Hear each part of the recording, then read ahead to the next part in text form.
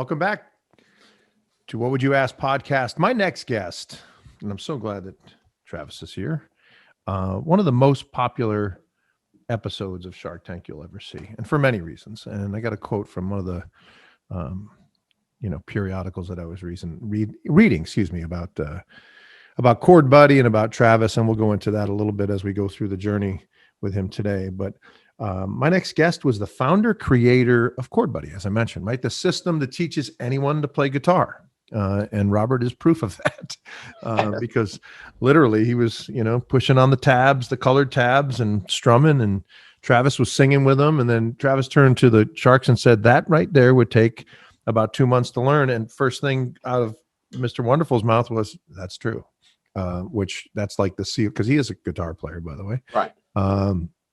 And by the way, I wouldn't give anybody credit if it wasn't true. So that was like the definite confirmation that was cool. But this system, I mean, Travis says you don't need a teacher. You just need a guitar. You need Chord Buddy at the time, the DVD player and lesson book, and you're good to go.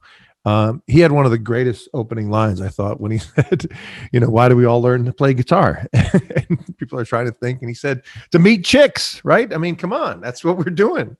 He appeared in ABC hit show Shark Tank, as I mentioned, season 3.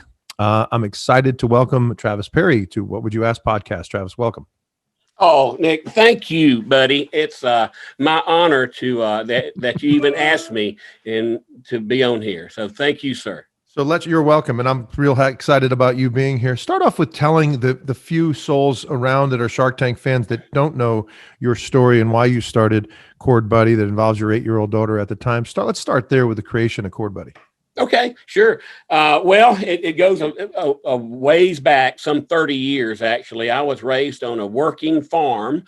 1,000 acres of peanuts. We had like 300 head of cows, 150 head of hogs. My morning started at 4:30 every morning to get up and feed the little livestock. And when I turned 18, I told my dad, I said, Daddy, I don't want to be a farmer. And now this, I'm telling a father that has 4 generations of Perrys that have been on that hill farming the same land. So it shocked him. He said, well, what do you think you want to do, son? And I said, Daddy, I want to be a musician. I want to go in the music business. And he said, son, musicians end up dead, on drugs, or in jail. And as I say, I've only committed 2 of those things. Hadn't done the dead part yet. Hope that'll be a ways down the road. No, I'm kidding, but that's funny. He did tell me that, and so after 2 or 3 days of him, letting it sink in, he said, son, if you're going to seriously do this, you need to learn how to make a business out of it, not just playing on stage. So I said, all right, I'll teach guitar. So I drove an hour and a half to the town that I presently live, which is Dothan, Alabama, from where I was living in Opp, Alabama, to teach guitar. And I'd been teaching about 2 months, and I went up to the guy that owned the store and I said, Charles, I need to quit. And he said, why in the world you want to quit? I said, I suck. I stink as a teacher. He said, Lord, how you figure?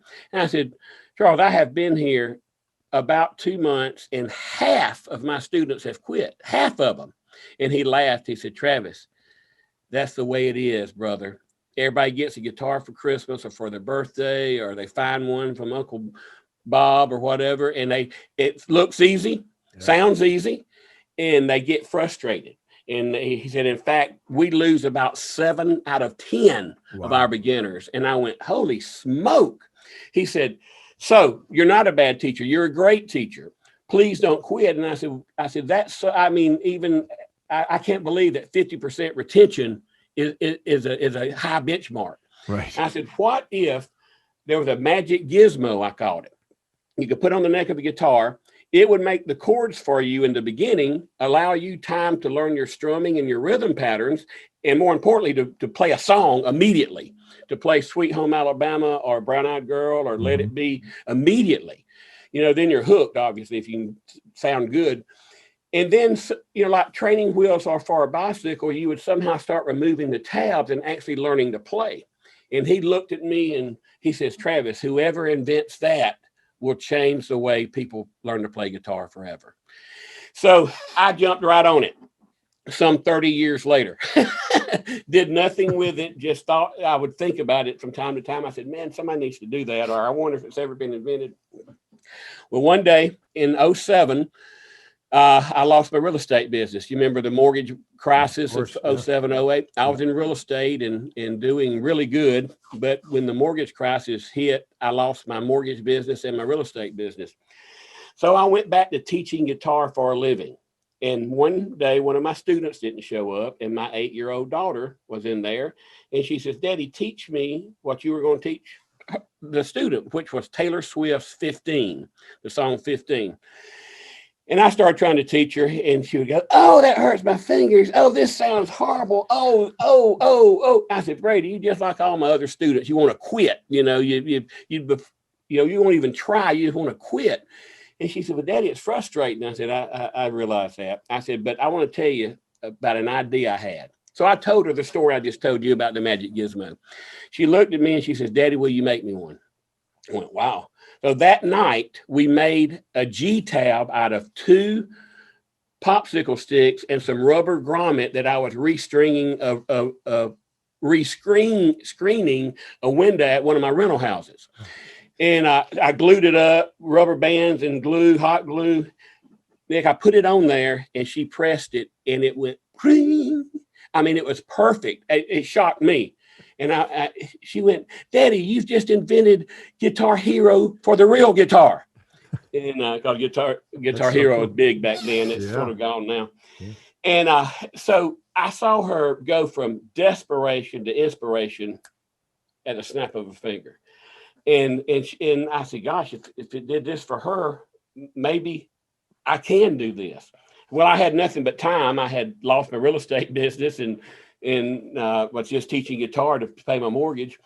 And one of my real estate agents, I knew had a history in the injection mold business. So I called him, took him to lunch. He said, man, I think that's $1 million idea.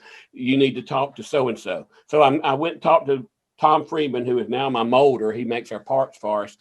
And he led me to a designer who led me to a patent attorney, blah, blah, blah, blah, blah. The dominoes fell. Long story short, 18 months later, we're on the shelves. Jeez. And that's it. What a story. That is an unbelievable story. Tell us a little bit about, Travis, the first time you hear about Shark Tank or even, start watching it. Were you a fan? What drove you or inspired you to even audition or apply? Well, in 2009, we did not hit the market till 2010. Okay. Started the process in late 08 and then in October of 10. But in 09 is when Shark Tank aired for the first time. And I loved it. I've been watching the advertisements for it, trailers for it for weeks. And I'm an inventor at heart. My dad would take, don't matter what my dad built a motorboat out of a lawnmower engine. Oh yeah. He just, so I got that from him. And so at the end of the show, it said, are you an inventor? Do you have an amazing product? Make a submission. And at that time you could just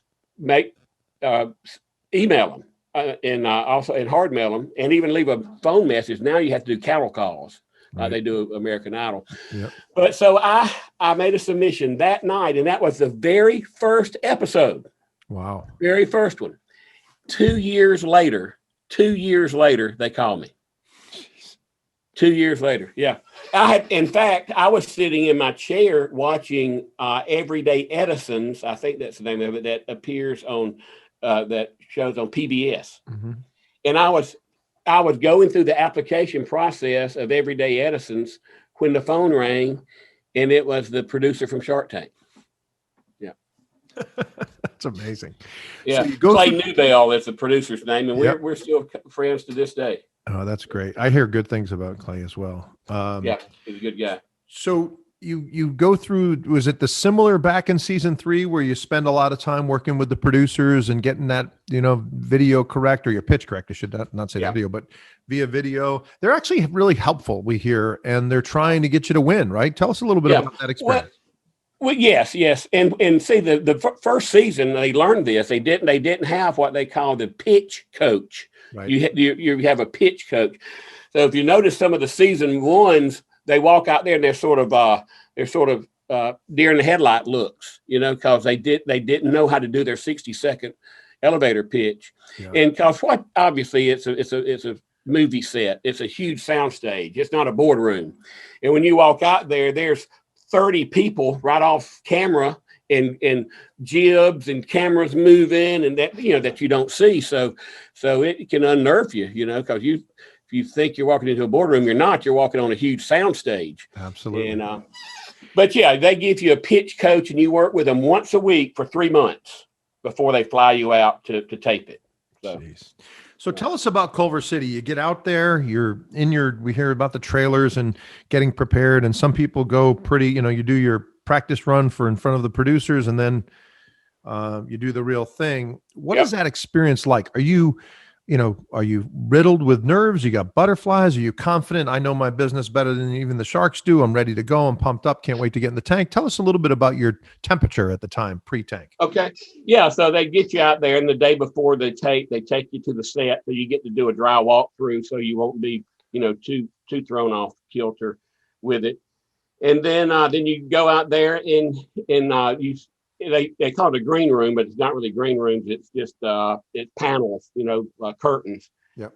And so by that time, you've probably gone through your elevator pitch. Like I got up at 4 a.m, couldn't sleep, and walked the parking lot at the Five Seasons where they put us up at 4 a.m, just walked it and paced it going over my pitch. And then I'm cool. All right, I got it, which I've always been an entertainer. I played in a band, and I had produced a couple of TV shows. So I was used to that. And so went to the set, and you're ready to go. And then you have to wait for the people that's ahead of you. And the guy who actually aired behind me was the guy that came out with the girls and had the money. Yeah. Well, he was actually in front of me at taping wise. And I was supposed to go on roughly at 10 o'clock. It was 11:30 before they called me. So you're sitting there for an hour and a half in the green room, and that's what gets to you. Yeah. Is the waiting. Because they had to clean up the set. There was money everywhere. I mean, I could hear the vacuum cleaners going. And you seemed like, first of all, you knocked the ball out of the park. Your whole experience, even your pre-stuff, your pitch, and then your Q&A is epic, right? It's one of the most popular episodes out there, as I mentioned in the intro. But there was a different you after is it just easier? We don't like having to remember things and then regurgitate. That's a difficult thing. You wanted a freewheel. It seemed like your energy changed a little bit. For during the Q&A, it was like, all right, bring it on. I know my business. Is that fair? You kind of got through the pitch and then opened up a little bit, or did you feel comfortable the whole time? Well, you're right. Well, see, what you don't see is a lot of the business questions, the boring questions that end up on the cutting room floor. Right. See, I was in the tank for 90-something minutes, one of the longest at that time. Wow. Because they really liked my product. So they were asking, Mark Cuban was asking about, he could tell I liked Robert. So he was asking, well, now, if you have a international investor, how does that affect proxy voting? And he was asking all these deep questions. Well, I had to stop and call my attorney and my accountant, because in fact, I wrote down some questions. I said, guys, I don't know the answers to these questions, well, why don't you? And I said, well, because I've never been asked them. And so I actually stopped and called my attorney and called my accountant to ask these questions that they were all asking. So probably some of my reaction or my attitude in my face is while that's going on. And then once that part is through and I'm doing the demo with Robert, then I'm back in my element. So I leave all those hard number questions to my accountant and attorney. Yeah, so do I, by the way. Don't worry about it. It's so you go in asking for $125,000 for 10% of your business. Yeah. Your numbers are pretty darn good. I mean, 1 month you said you had $150,000 in sales. You were mostly selling your product in LA, Lower Alabama. Right. which, by the way, is one of the funniest things I've ever heard in my life, because everybody's like, isn't he Southern? What? I don't understand. For 30 seconds, you're thinking in your mind, he's LA. Why is he? And then he Yeah, says, what Lower he sound Alabama. like a hick. You, you almost knocked some of the Sharks off their seats. It was so funny. I mean, Damon was cracking up, and they were still laughing. I mean, they're probably still laughing now.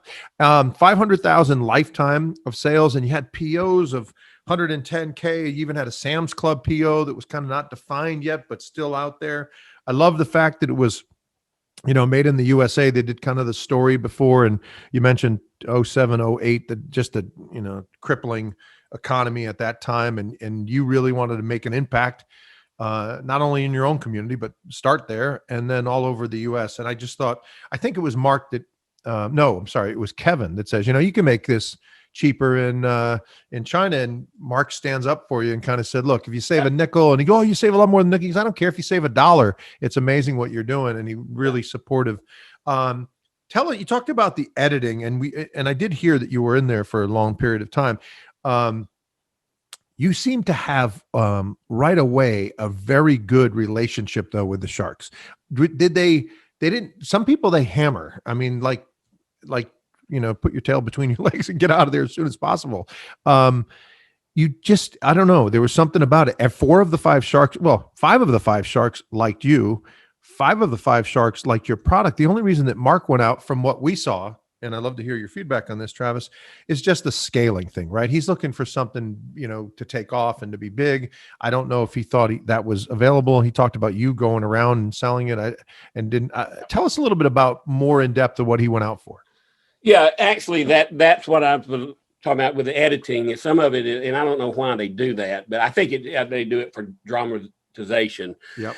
Actually, he said you got 3 small kids. Right. You're going to have to be on the road with this. I just don't think you're going to be able to do that.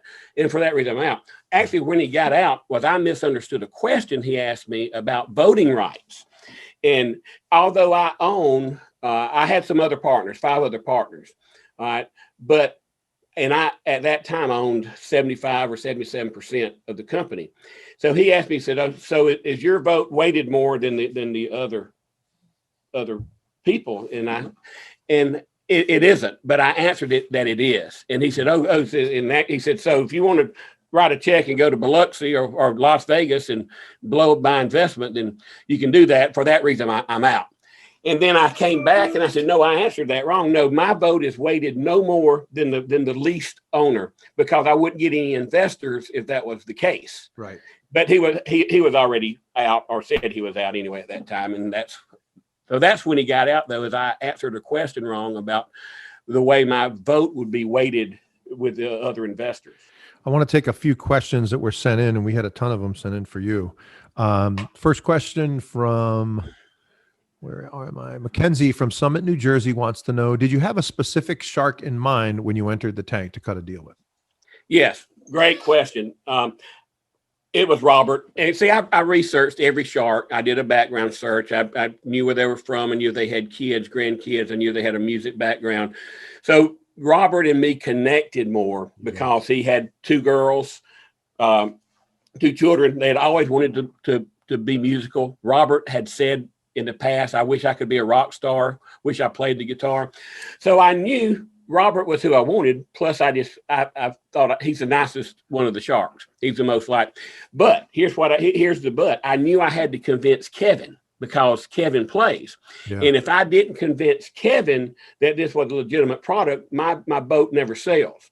So my first goal is to lure Kevin into asking me, well, that thing don't teach you how to play. It's just a big cheat.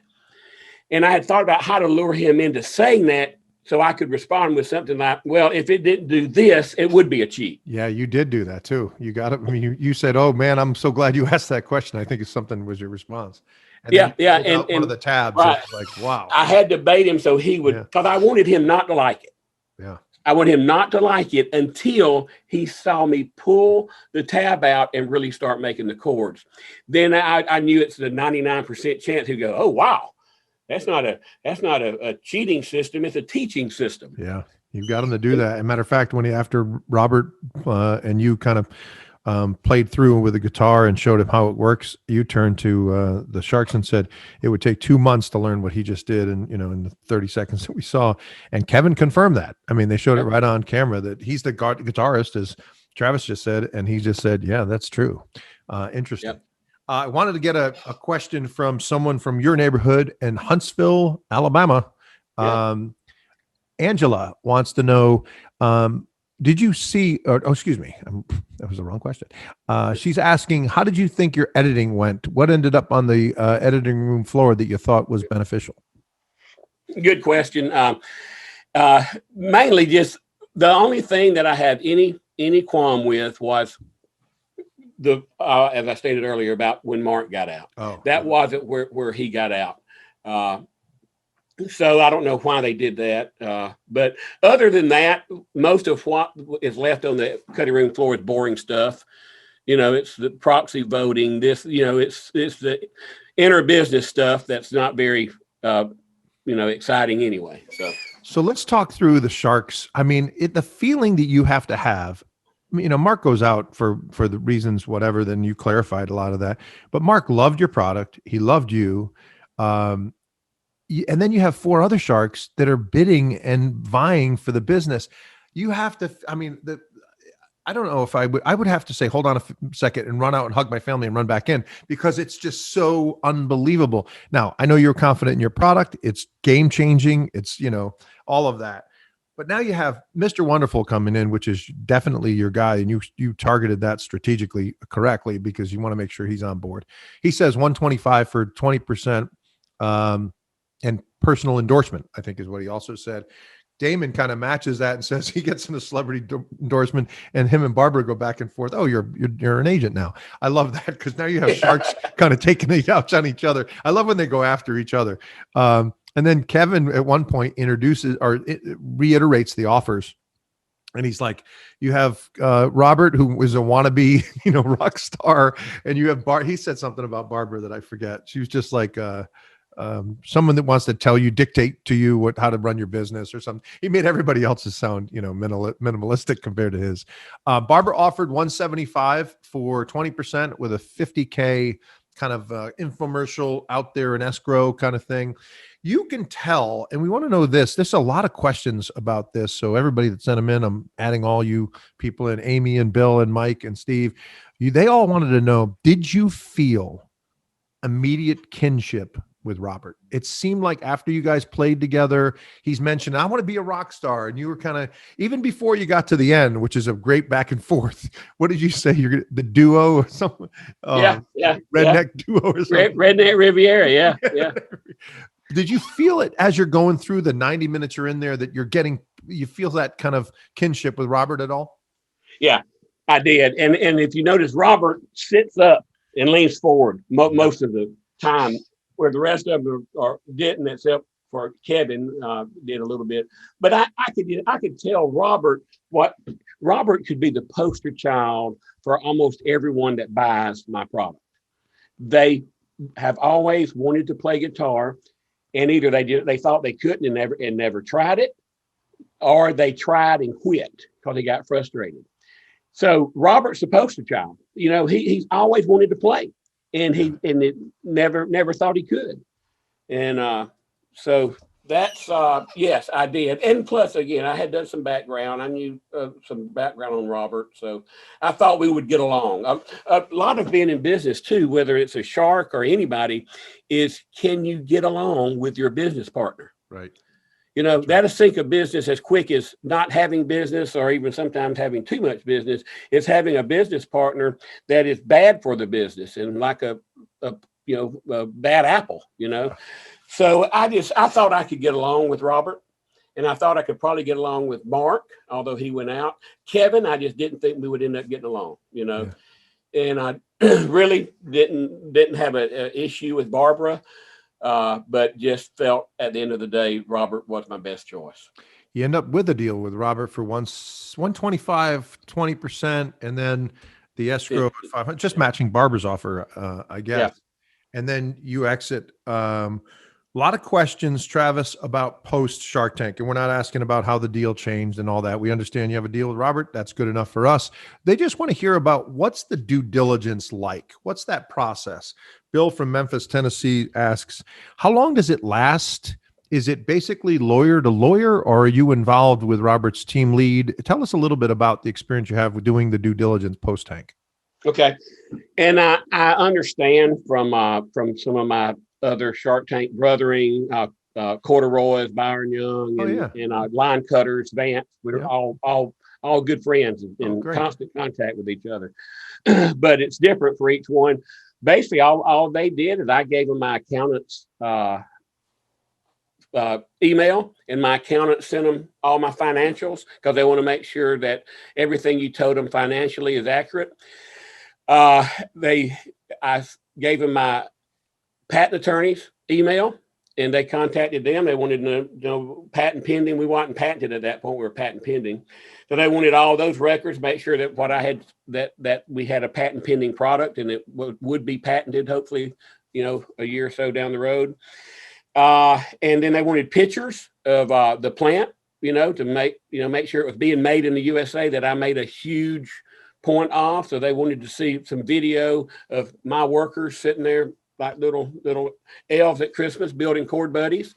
So I did that, and that was the three main components: my accountant, the patent attorney information, and to make sure that the product was made in the US.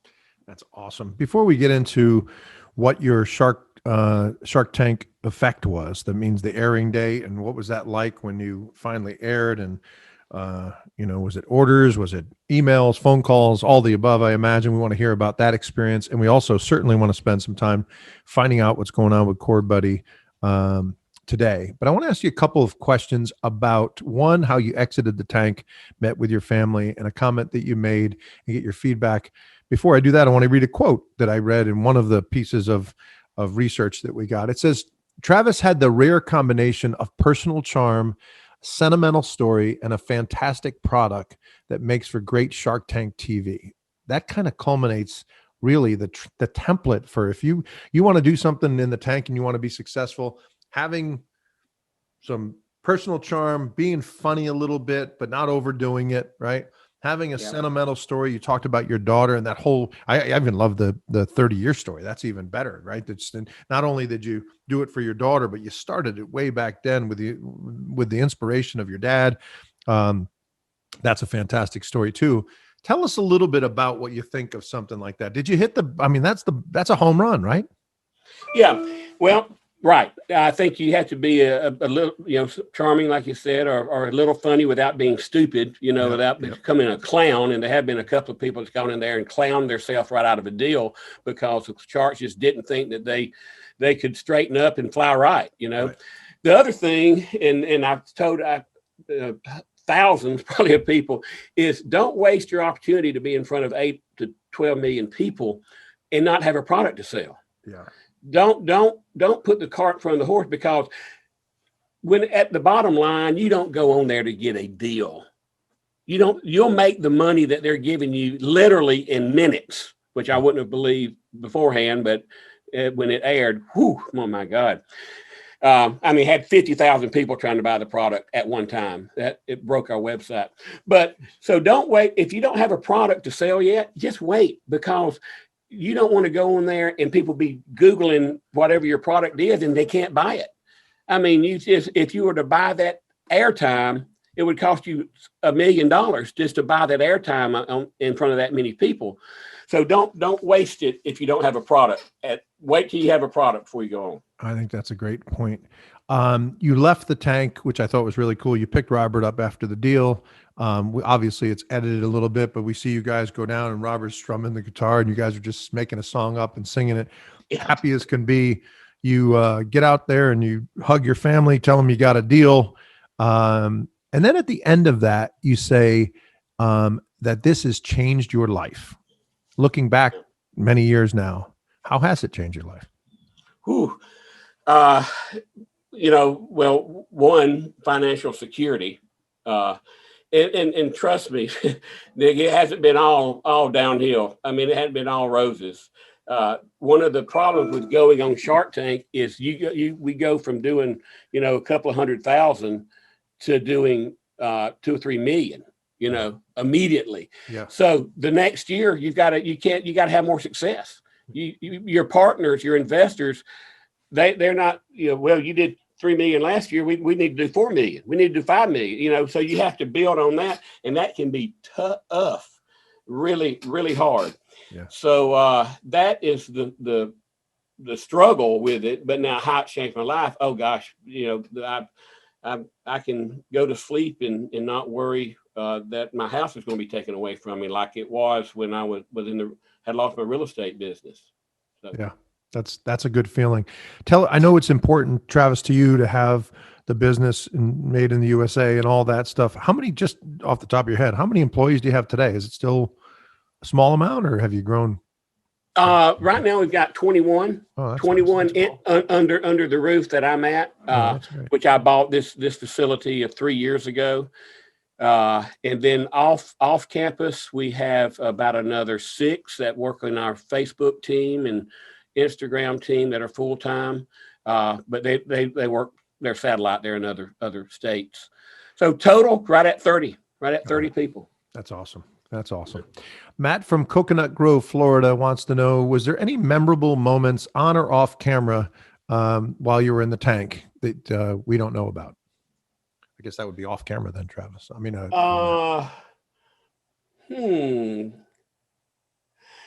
well, this would be my son Goodson, who was at that time a toddler. I mean, he was crawling. He wasn't even walking.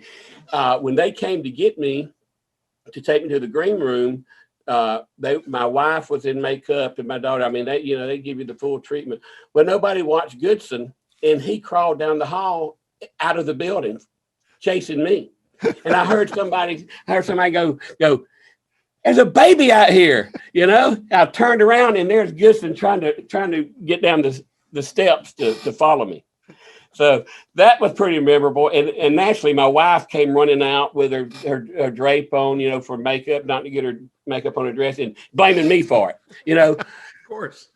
Yeah, it was my fault. So that's a funny story. That's a good story. So tell everybody about the Shark Tank effect. We know that you leave there, you do your due diligence. At the same time, ABC and Sony and everybody else is trying to figure out where we're going to put this guy. You have done an update. Let's talk about that real quick with John Rich. I mean, geez, it's not like go get the top country singer around to do. Yeah. Tell us about that. Well, and how that came to be, and this is what I was told. John Rich won The Apprentice, Donald Trump's Apprentice. That's right. Yeah. Okay. So who owns both of those shows?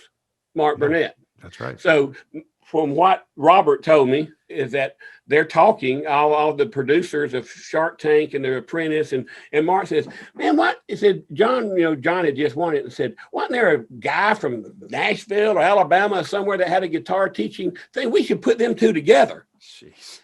And so that's what happened. They reached out to John Rich, told him about the product, told him about me. John hated the product, hated it. In fact, John will tell you one thing about John Rich. He would, where you stand with that. And he said, "I wouldn't use that or endorse that piece of blank if you paid me $1 million." Well, from what Robert told me, Mark Burnett actually reached out to John and said, "Listen, would you just talk to him? Just let him show you what it is. And then if you still hate it, you hate it." So John, actually, I'm sitting in my office, and they said, "John's going to call you." I said, "Okay." Well, it wasn't a call. It was a FaceTime. And I looked, and it says, "John Rich." So I'm flabbergasted. There's John Rich and me talking. So he said, "Well, I wanted to FaceTime you because I wanted to see what this thing is that they're talking about." So I do a complete demo, pressing a button to start with, learn your strum patterns, don't have to do this. Then when you get this, when I pulled it out, just like Kevin, I could see his jaw go. He just dropped. He goes, "I love it. I love it. How do I get involved?" Wow. Yeah. Wow. That's awesome. That is awesome. And then you told me before we started, he started as kind of a spokesman, paid spokesman, Yeah. and that contract ends, and you figure there goes John Rich, and appreciate your time. We'll talk to you hopefully down the road. That's not the case though. Tell everybody what happened. Kind of. No, I said, well, John, I guess we need to re-up. And he said, no. He said, I don't want any more money. He says, I'll continue to do anything you ask me to do. In fact, I'm still on his website. You know, some 8 years later, I'm still on his website. And he said, no, just I just don't want you to pay me no more. I want to do it because I want to. Said, Can't turn that down. That's a deal. Drives a tough bargain, but I fell for it. Yeah. So tell us finally about the Shark Tank effect. You find out you're getting an airing night. They only give you usually a couple of weeks or 2 or 3 weeks to prepare for it, but you're going to be airing. What was that like when the shows started airing on the East Coast? Oh man. I'm sitting there watching my website. I'm watching 2 people. You know, I'm on Google, live Google Analytics. 2 people, 30 people, 200 people, 3,000 people, 18,000, and then the website crashes. But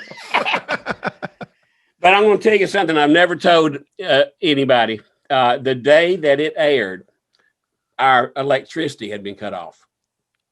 Wow. To our offices. And it wasn't because I didn't pay the bill. It was because the guy that I paid my rent to a guy who I was subletting from. Right. He didn't pay the bill. Oh. And so literally that morning we go in, you know, we're going to air Friday night, and I go to turn the lights on, no electricity. What's going on? So I called the guy, and he said, man, I'm trying to get it back on, but he said, I didn't get the money paid in time. So I called the people. I said, I'm airing on Shark Tank tonight. They said they could not get anybody out there. I went to Lowe's and bought 200 foot of extension cord, 200 feet, and ran it from a neighboring business. I told them, they said, yeah, man, just have outside wall, just plug in.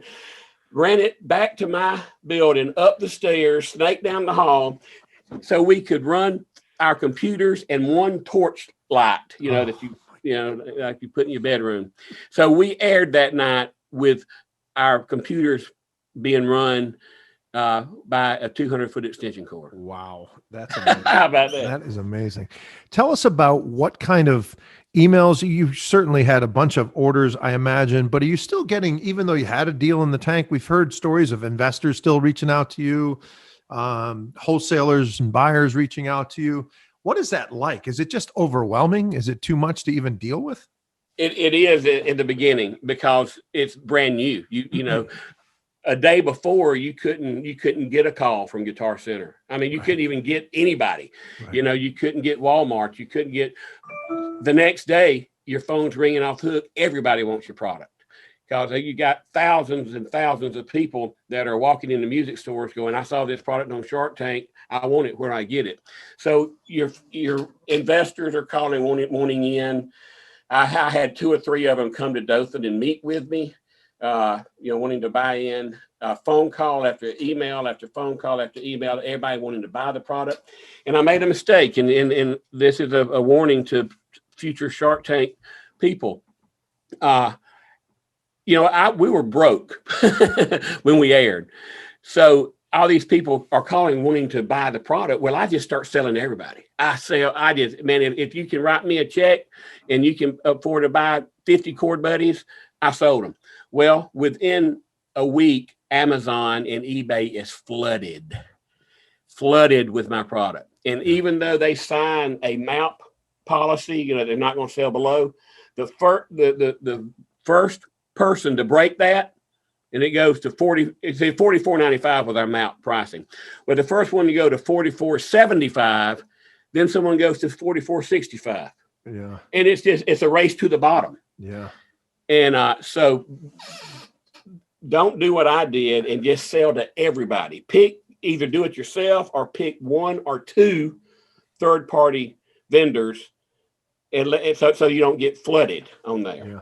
I think that's great advice. Excellent advice. Before we hear about what's happening with Chord Buddy today, I want to ask you a little bit about Robert. What has he meant to the business?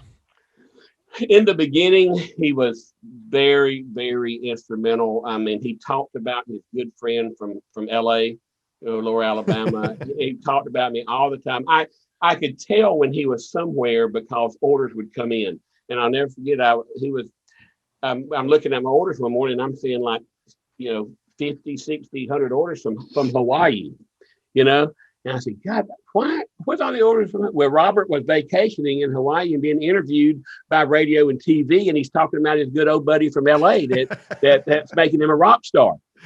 So he talked about me all the time, and we actually was one of the very few companies to be on Life After the Tank, Beyond the Tank. It was only on for one season. Right. Yeah. Yeah. And we were the very first one to be on there. And so Robert flew his big jet down here to Dothan, and we went around, and he came and visited the plant, and we were trying to come out with a new product then, or I was called Math Buddy. And it was teaching the principles of math through music. And I actually had the governor of Alabama was going to give us $250,000 to do a test on it in some schools. Jeez. And so Robert was against it. He said, the last thing you want to do is to get involved with government where you're dependent upon policies and a Democratic Republican change of, and then they kick it out. And then here you've tooled up and invested all this, and you've got to, it made sense. To be honest, I hadn't thought about that. Yeah. And so I just thought what my politicians told me was true. No.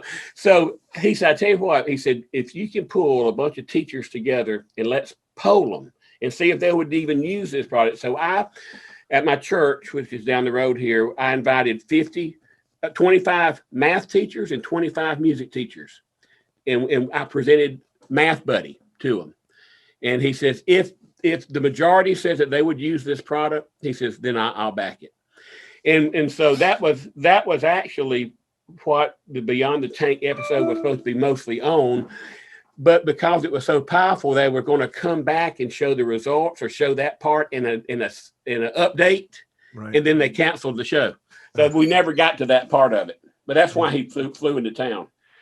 So as the years have gone by, are you guys less in contact? Just, you're running your business. He's got a gazillion companies now. Is it, yeah. Are you still contact once a quarter, once a month, anything, or no? As often as I want to be in contact with him. I mean, I've got his personal cell phone. If I text him right now, he would respond back if he was able. But to be honest, I just don't need him anymore. And I don't mean that ugly by any means. But I mean, I've grown my own legs, and the company is big enough and strong enough, and reputation is powerful enough that I just don't need him to handhold me anymore. Right. And he has turned everything over to teams now.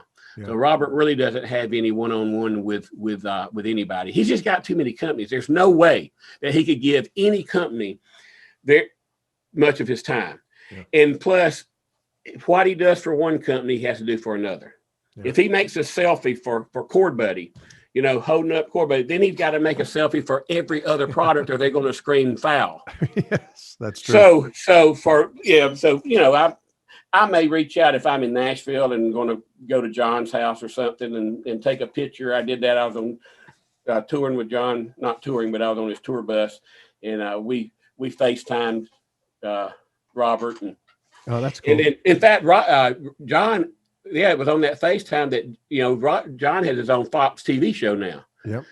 And so he invited Robert to come on his show on Fox, and that's so I connected them together on that. So. Oh, no kidding. That was during the FaceTime. That's funny. That's funny. Yeah. So tell us how the product has evolved. What's going on with Chord Buddy today? Tell everybody what's going on. Okay. Well, we've got three versions of Chord Buddy. The original right-handed. Then we came out with a left-handed. And then to go into more public school systems, we came out with a classical, because most public school systems use classical guitars for whatever reason that they do. I think it's because they don't hurt their fingers as bad. So we got a classical Chord Buddy, and just last year we came out with a Chord Buddy for the ukulele. Wow! So we have a uke buddy now. That's so cool. Yeah, I was on the website last night, Travis, and it's just, folks, you got to go out there to chordbuddy.com and check it out. It's got, it's got the story, it's got the Shark Tank information, but it's got all of the stuff that Travis is talking about right now. It's got the ukulele section, it's got the books, it's got accessories. You got to guitars. We even manufacture our own line of guitars. Wow. It's my last name, Perry. It's the Perry brand. And was voted in 2015 by the NAMM Association in another subcategory of them. I can't think of that. It's another prefix. But anyway, most bang for the buck for a beginner guitar. The Perry guitars was voted most bang for the buck. And they are. I'm sitting here looking at one on my wall. I redesigned the guitar. I changed some bracing around. I had some scalloping done on some bracing to make the top vibrate more. And it sounds, you can get the entire package: guitar, tuner, which I invented, a tuner that warns you if you're going to break a string. The screen turns red and says stop. You get the Chord Buddy, songbook, lesson book, a DVD, or the app to download to your phone, all for $250. Wow. Jeez. I mean, that's crazy. That is crazy. And then we have a youth guitar that ladies like, or either smaller teens, that's $229. That includes the same thing, it's just a little bit smaller guitar. Jeez. So that's awesome. ChordBuddy.com. Check it out, everybody. Think about that as a Christmas gift, right? And you could use the Chord Buddy as a stocking stuffer, and then buy one of the guitars as, there you go. You're all set. Yep. Christmas is done. Yeah, we're going to be making. We're going to get the band back together, as they say. That's awesome. That's awesome. Thank you so much for joining us, Travis. It's been really nice visiting with you. Congratulations on all the success with the business, and we wish you all the best. Thanks again. Thank you so much. I'm living proof that music changes lives. So. We'll be back with more What Would You Ask podcast in a second.